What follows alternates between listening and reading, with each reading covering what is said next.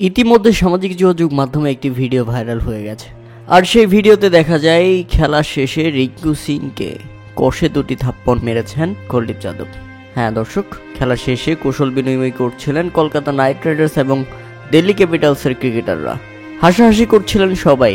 এর মধ্যেই কুলদীপ যাদব হুট করে রিঙ্কু সিং এর গালে একটি থাপ্পড় বসিয়ে দেন।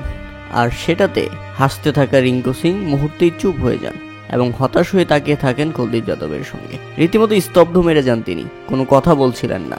এরপর হুট করে আরও একটি থাপ্পড় বসিয়ে দেন কুলদীপ যাদব। এরপর রীতিমতো আপসেট হয়ে যান রিঙ্কু সিং। এক পর্যায়ে মেজাজ হারিয়ে ফেলেন তিনি।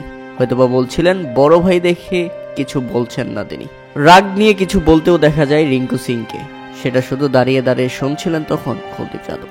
রিঙ্কু সিং এর ব্যবহার দেখে বোঝাই যাচ্ছিল প্রথম থাপ্পড় মারার পর রিঙ্কু সিং সেটাকে মজার ছলে নিয়েছিলেন, কিন্তু দ্বিতীয়বার যখন থাপ্পড় দিয়েছেন সেটা মোটেও ভালোভাবে নেননি রিঙ্কু সিং। আর কুলদীপ যাদব কেন এমনটা করেছেন সেটাও স্পষ্ট নয়, যদিও এই ঘটনার পর হাস্যোজ্জ্বল দুজনের ছবি পোস্ট করা হয়েছে সামাজিক যোগাযোগ মাধ্যম টুইটারে, যেখানে জানানো হয়েছে ওই ব্যাপারটি ছিল একান্তই মজার ছলে। কুলদীপ যাদব এবং রিঙ্কু সিং এর মধ্যে তেমন কিছু হয়নি। এদিন কলকাতা নাইট রাইডার্সের কাছে রুদ্ধশ্বাস 14 রানের ব্যবধানে হেরে গেছে দিল্লি ক্যাপিটালস। দলের হয়ে রিঙ্কু সিং 25 বলে 36 রানের একটি দারুণ ইনিংস খেলেছিলেন।